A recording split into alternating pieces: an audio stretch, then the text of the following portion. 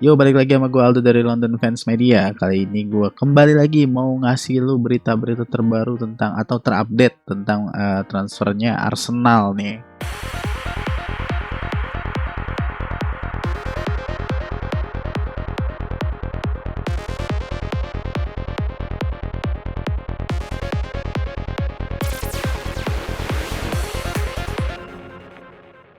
Nah, berita pertama datang dari Hossein Aouar, yaitu gelandang tengah milik Olympique Lyon. Dikabarkan bahwa Arsenal nih sangat ngotot untuk mendatangkan Aouar dari Lyon dan sudah memberikan penawaran berbentuk swap deal Guendouzi dan sejumlah uang. Nah, diberitakan oleh salah satu wartawan dari L'Equipe bahwa Olympique Lyon belum membalas penawaran yang telah dilontarkan oleh Arsenal. Namun Juninho nih selaku sporting directornya Lyon sebenarnya sudah menyatakan bahwa Moussa Dembélé dan Aouar diperbolehkan untuk meninggalkan klub di jendela transfer kali ini. Nah, menurut akun Twitter Matt Spiro, Lyon sebenarnya hanya memiliki atau hanya meminta uang sebesar 40 juta euro untuk Aouar ini. Cuma karena dia memberikan performa yang sangat baik di Champions League terakhir-terakhir, Lyon dikabarkan menaikkan permintaan harga mereka menjadi di angka 60 juta euro. Nah, berita selanjutnya datang dari Gabriel nih. Kita kayaknya udah tinggal nunggu detik-detik kapan dia di-announce oleh Arsenal. Kalau sumbernya udah banyak banget yang ngebeberin, contohnya di Marzio. Yang gue ambil sini dari Twitternya Duncan Castle ya, bahwa sebenarnya Lille sudah setuju untuk menjual Gabriel Magalhaes ke Arsenal dan fee dikabarkan berada di kisaran 30 juta euro. Gabriel sendiri akan melaksanakan tes medis di London hari ini. Lalu kontrak itu berdurasi 5 tahun. Nah, di detik-detik terakhir menurut Di Marzio, MU dikabarkan sudah memberikan penawaran juga ke Lille untuk Gabriel ini, namun kayaknya sih udah telat. Dan sebagai salah satu penentunya adalah sebenarnya di Napoli nih, karena Napoli baru bisa bergerak ke Gabriel ketika mereka berhasil menjual Kalidou Koulibaly ke Manchester City. Jadi mudah-mudahan kita bisa gerak cepet dan dapetin si Gabriel secepatnya. Nah, cukup excited sih kalau dilihat ini karena mungkin backline-nya itu utamanya nanti si William Saliba dan Gabriel Magalhaes. Namun karena keduanya ini terbilang masih cukup muda dan kayaknya dia belum tentu nih bisa tune up langsung ke Liga Primer gitu. Jadi kayaknya kita di sana masih butuh David Luiz dan pas banget kita masih punya David Luiz untuk 1 tahun ke depan. Jadi David Luiz lah yang bakal mungkin ngebantu si anak-anak bawang ini atau pemain-pemain muda ini untuk nyaman di Liga Inggris. Nah, berita ketiga datangnya dari Elneny nih. Elneny sebenarnya udah mengakhiri masa peminjamannya di Besiktas dan dikabarkan akan langsung mengikuti latihan pramusim bersama Arsenal. Namun, Elneny sendiri sebenarnya udah nggak masuk rencananya atau dalam rencananya Arteta. Arteta New Project nih yang apa sih namanya disebut-sebut sama Willian gitu kan di interviewnya untuk Arsenal pertama kali. Lalu sebenarnya banyak klub juga dari Turki yang naksir untuk mendatangkan Elneny nih karena Elneny terbilang cukup apik di masa lawannya di Besiktas gitu dan dia berhasil mengantar Besiktas juga masuk ke kualifikasi Liga Champion di musim depan. Nah, menurut transfer market value-nya Elneny itu di angka 5 juta euro. Jadi mungkin kita bisa berharap Arsenal akan menerima tawaran di angka 10 sampai 15 juta euro untuk pemain yang ini. Nah, berita selanjutnya dari Bellerin, diberitakan goal.com bahwa Arsenal akan mempertimbangkan menjual Bellerin di angka yang tepat. Karena dikabarkan setelah sembuh dari cedera, nampaknya Bellerin kesulitan untuk menemukan performa puncaknya dia. Dan apabila Arsenal mendapatkan uang yang tepat untuk Bellerin, Arsenal dikabarkan bersedia untuk berpisah dengan Bellerin. saat ini menurut transfer market value-nya Bellerin di angka 32 juta euro gitu. Jadi mungkin kita bisa expect Arsenal bakal menerima penawaran di angka 35 sampai 40 juta euro. Nah, berita terakhir gue datangnya dari Dani Ceballos nih, karena di update Instastory yang terakhir si Ceballos mengucapkan selamat ulang tahun ke Joe Willock, dan di situ kayaknya ada semacam kayak encrypt message gitu ke fansnya Arsenal mungkin ya, bahwa Dani Ceballos sih bilangnya see you soon. Nah, see you soon ini apakah menjadi tanda bahwa dia akan menjalani kembali loan spellnya di Arsenal selama setahun? Kita tunggu aja berita selanjutnya mengenai Dani Ceballos ini. Oke, yang terakhir sebenarnya gue mau ngasih tahu lu soal salah satu dari apa sih namanya website yang gue temuin ya. Namanya Breaking the Lines Tactical Analysis Mikel Arteta 343. Jadi dia ngebahas tentang perbedaan Arsenal bersama Mikel Arteta dengan formasi 343. Sebentar, coba gue. Oke. Nah, di sini yang gue mau tahu sedikit yang menarik dari bahasan di sini adalah saat Arteta bergabung dengan Arsenal, mana sih. Nah, persentase menang Arsenal sebelum Arteta bergabung adalah 34,6%. Di mana Arsenal kemasukan 1,5 gol setiap gamenya. Nah, Arteta datang sebenarnya awalnya menggunakan formasi 4-2-3-1. Nah, dengan ini dia sebenarnya sudah meningkatkan presentasi menang Arsenal menjadi 50% dan mengurangi angka kemasukan gol dari 1,50 menjadi 1,05. Sebenarnya dengan formasi ini progresnya udah cukup baik. Namun Arteta kembali lagi berkreasi dengan 3-4-3. Di mana di 11 game terakhirnya winning percentage atau presentasi menangnya berada di angka 70% men. Dan hanya kebobolan 0,7 gol dan mencetak 1,8 gol setiap gamesnya rata-rata. Nah, itu progres yang menurut gua sangat-sangat luar biasa. Nah, dengan formasi ini Arteta bisa mempermalukan Guardiola dan juara Liga Champions Liverpool dengan pemain yang sama pada saat sebelum kedatangannya Arteta gitu. Maksudnya adalah pemain yang sama nih dengan sistem yang berbeda, dia masih bisa mempunyai atau mengeluarkan hasil yang lebih baik gitu. Maksudnya tanpa ada pergantian pemain sama sekali. Pergantian squad, karena kan nggak apa sih masuk ke transfer window ya Arteta. Nah, ini kunci-kuncinya sih kenapa 3-4-3 ini sukses. Ini yang paling menarik menurut gue. David Luiz in a back three. Nah, di sini sih singkatnya bahwa si David Luiz terkenal banget suka memberi blunder banget lah ini si David Luiz. Jadi kuncinya adalah Arteta menambahkan satu central back dari 2 menjadi 3, karena kan dari 4-2-3-1 jadi 3-4-3 nih. Nah, dengan penambahan center back ini aksinya Luiz di defensive line Arsenal ini berkurang gitu. Ini bisa kita lihat sini tackles won dari menggunakan 4 back menjadi 3 itu sebesar 0,67 jadi 0,3. Berkurangnya adalah 0,37 tackles per game. Nah, ini successful pressing sukses dari 1,67 menjadi 0,89. Blocks dari 1,8 menjadi 1,2. Interception dari 1,8 meningkat menjadi 1. Berarti ini bagus nih. Clearance dari 5 menjadi 4,2. Nah, maksudnya Luiz nih yang suka bikin kesalahan dikurangi actionnya di lini belakang gitu. Jadi kemungkinan dia membuat salah bakal lebih kecil dari penggunaan 4 back. Nah, ini juga ada statement menarik.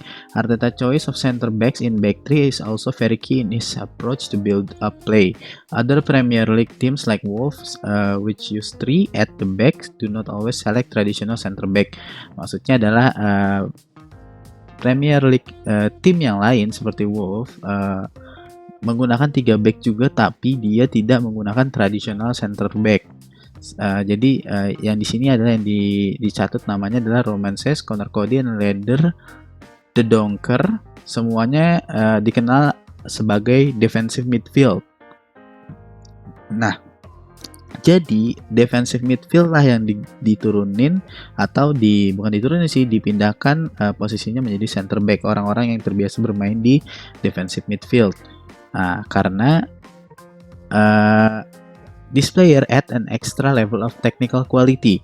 Pemain-pemain yang sudah biasa main di defensive midfield akan menambah extra level of technical quality karena udah biasa bermain atau memegang bola lama gitu ya, dibanding dengan center back gitu kan. Kalau center back tradisional hanya passing sebentar, buang bola jauh gitu kan.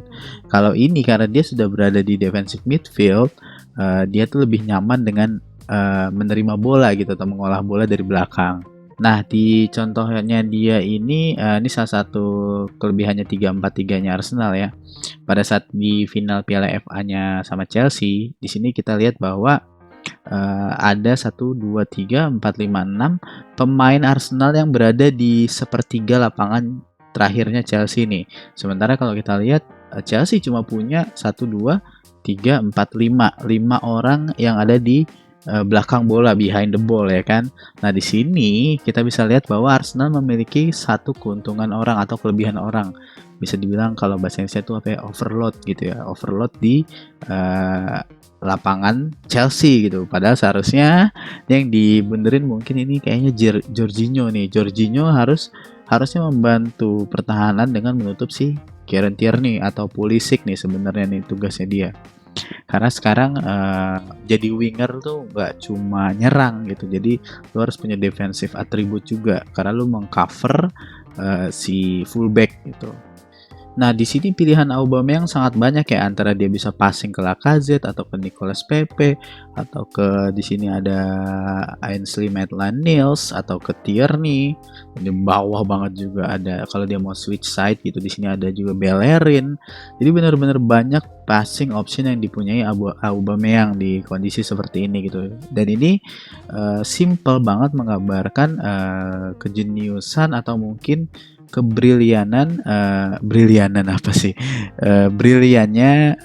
taktik yang dipakai oleh Arteta. Nah, poin penting yang mungkin bisa gue kasih sedikit lagi, Arteta attacking setup nih, gue bakal baca lagi. Tapi kalau misalkan lu mau tahu secara detail, langsung aja nanti masuk ke breakingthelines.com, nanti gue kasih juga linknya di deskripsi. Nah, the front three all acted as a forward, semuanya semuanya memiliki peran sebagai pemain depan dan sangat cocok untuk Aubameyang dan Pepe yang sebenarnya mereka bukan traditional winger. Mereka sangat berbahaya ketika masuk ke lini tengah dan menembakkan bola dengan kaki yang lebih kuat mereka atau stronger foot. Kalau misalnya Aubameyang itu kaki kanan, kiri itu kaki kiri kalau PP. Nah, mereka tuh bisa nge-shoot ataupun melakukan crossing. Aubameyang lebih berbahaya, sangat ditaruh di sebelah kiri.